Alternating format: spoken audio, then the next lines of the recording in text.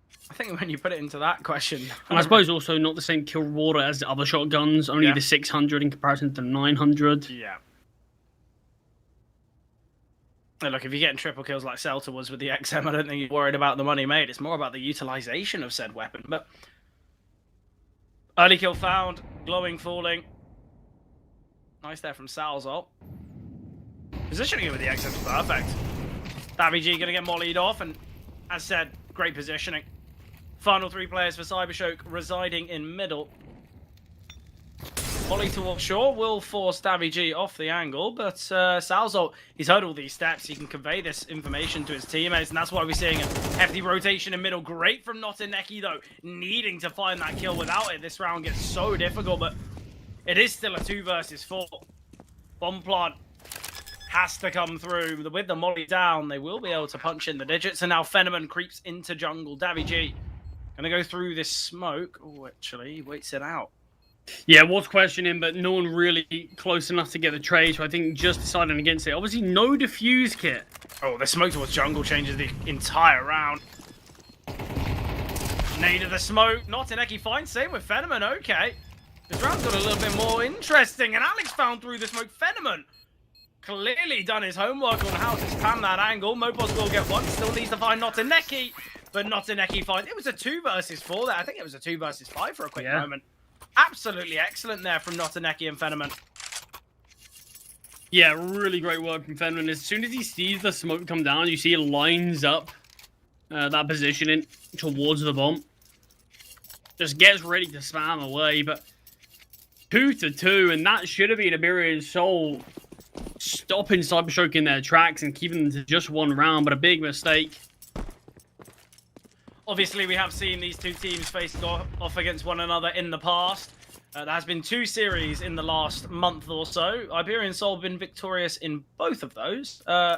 Interestingly, Mirage is featured, obviously, in both those series. One of which was a 13-5 for Iberian Soul, and one of which was a 13-2 for CYBERSHOKE. So it's clear that consistency has been a big issue for both these teams.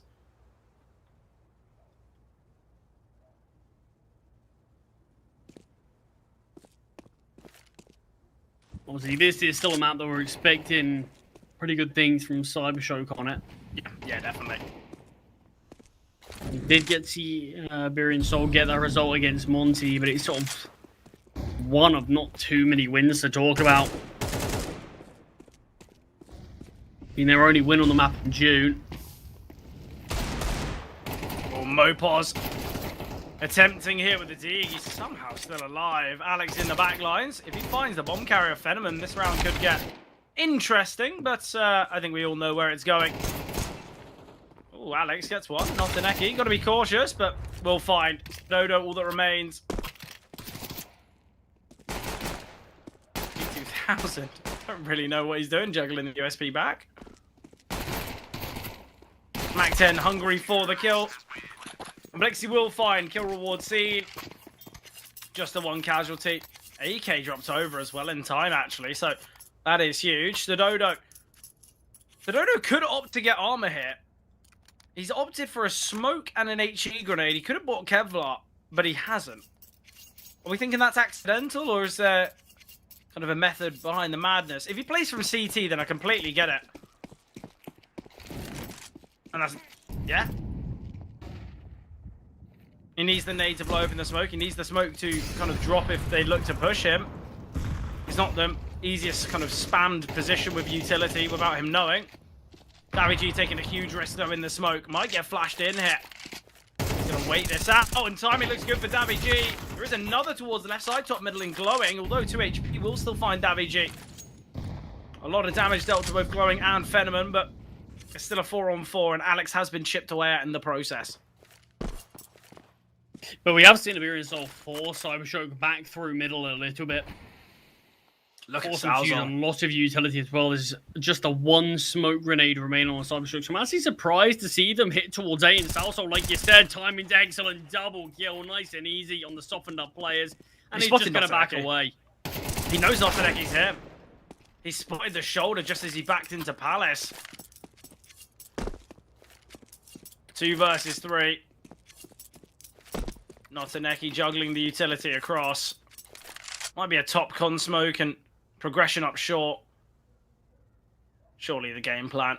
Mopos jiggling. Blixie's been chipped away at. Excellent from Mopos. Dodo's so deep here in Palace. Yeah, took this space after a little bit after we saw Southside go down. And it can just kind of allow Mopos to feel pretty confident about leaving this A-bomb site and leaving Dodo here. But with 18 seconds, it is just going to be the save. The final two players are so low. They've got plenty of utility alongside their AK. So this is just kind of a gun that, yeah, it's more than worth just saving this equipment. Yeah, look, Blixie can buy another flash. He's got 4 util. Nothaneki can drop an AK to Fenn. Both Lovicus and Glowing can buy it. There's no issues with this. Obviously, issues would come if Iberian Soul probably had a bit more of a stable economy themselves and were willing to go for that hunt. But not going to be the case. I like it already. It's back and forth. We're not seeing that kind of 5-0 start from one team and then kind of a streak of success. We are seeing round by round.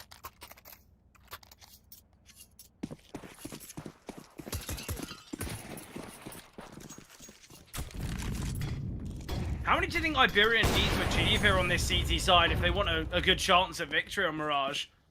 Are we thinking 7? Maybe even 8? I mean, we did see a pretty abysmal T side from them against Monty. Exactly. But you're hoping maybe they could work on a few of those things.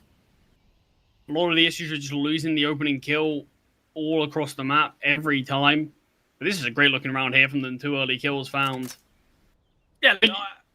Yeah, I don't think there's really a guarantee how many I'm expecting. I just want to see a better looking T side from them. This is always going to be a difficult game for Iberian Soul to be able to go on to win anyway. A difficult map, I should say. I mean, as well as a game, I don't think there's any easy sort of matchup in the 2-0 spot.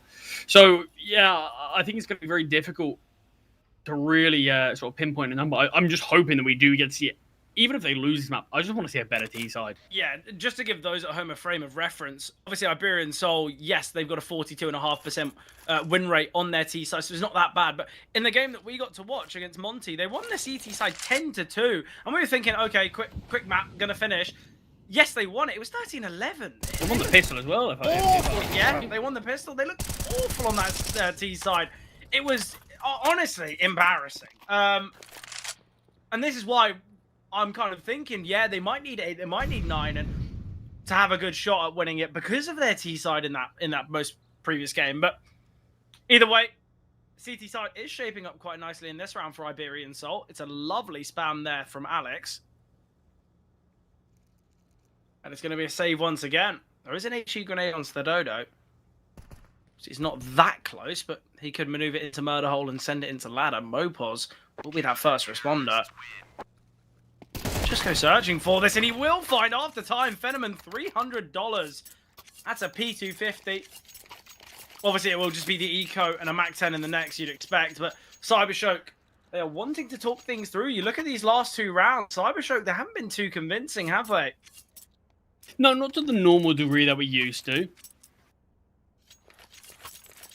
I mean, look, we're still only 7 rounds in, but we are expecting a lot more from CYBERSHOKE on this map, especially when you do consider, Fred, there is worrying signs about map number 2, isn't there? 19% win rate on their nuke.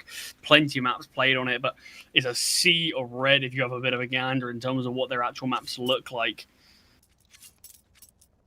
But I mean, look, I'm expecting them to be able to turn things around.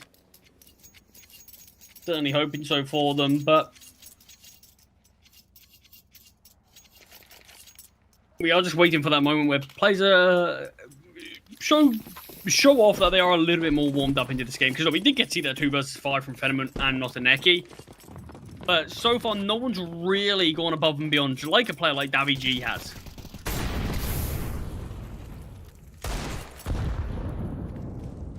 It is just Nothaneki here towards B. A second Molotov is going to keep him at bay. Yeah, searching for slightly deeper. I quite like the idea of that. Just the solo deagle looking for a pick. If they get it, the T's are close enough to fully, you know, kind of snowball and avalanche out of apartments. But at the same time, because the other T's don't make steps, it's not as though kind of the defenders in both middle and A can take that lost space. I actually quite like the idea of that.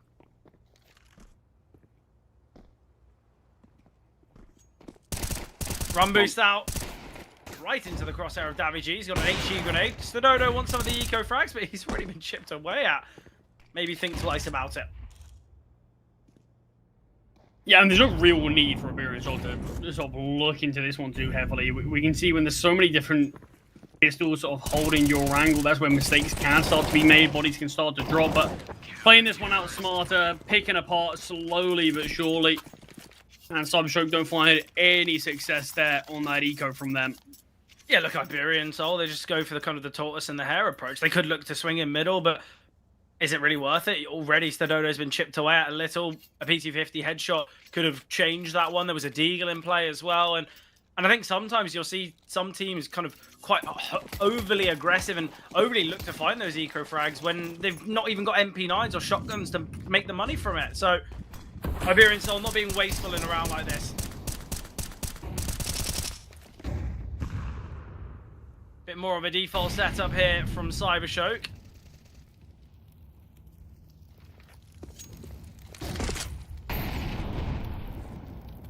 Ooh, Molotov got a bit of a weird angle there as glowing. No issues in terms of playing behind mid-box. It's a great setup here. I thought we'd continue it, actually. I mean, It's a lot of deep space, but you wouldn't mind maybe a bit later into the round, Household looking to take this initiative and pushing on through. Even still, the setup's super strong. Salzar can just hold towards Palace. Alex can hold the top con swing. Auto shot comes through from Stododo and Salzo turns on a dime, but Mopos has been found towards B. And the problem is, because of this kind of strong setup towards the A bomb site, rotations are going to be quite slow. So Davy G is going to go searching towards top mid in the hopes of finding someone. Oh, great find there. Lovicus could fall next. Davy G just needs the timing, just needs to look left, but Lovicus is the one to find. Salzo sat behind the window smoke. Man advantage still the way of CYBERSHOKE, and finally to plant this bomb on the B bomb site. Lovicus seems to have an idea of Salso's position and he's going to make his way into ladder room. Salso surely not going to expect this. It is just going to be a save from the CT side.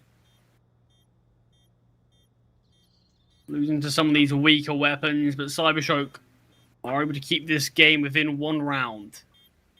Yeah, that's a really important thing. You know, not overstating the success that we could see here from a team like Iberian Soul. And making sure that CYBERSHOKE do find enough rounds on this TID side. Another missed shot from Stododo. Might get hunted here. Blixie will fall to the bomb.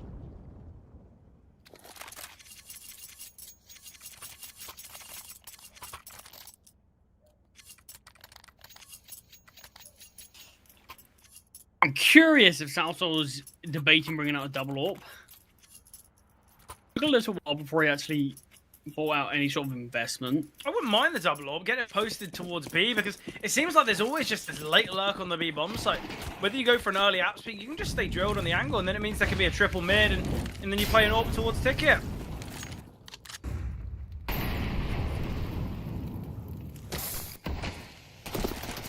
Oh, fast approach. They did go for my decision of getting the AWP towards B, but the utility is excellent. Mopos is going to be mollied off.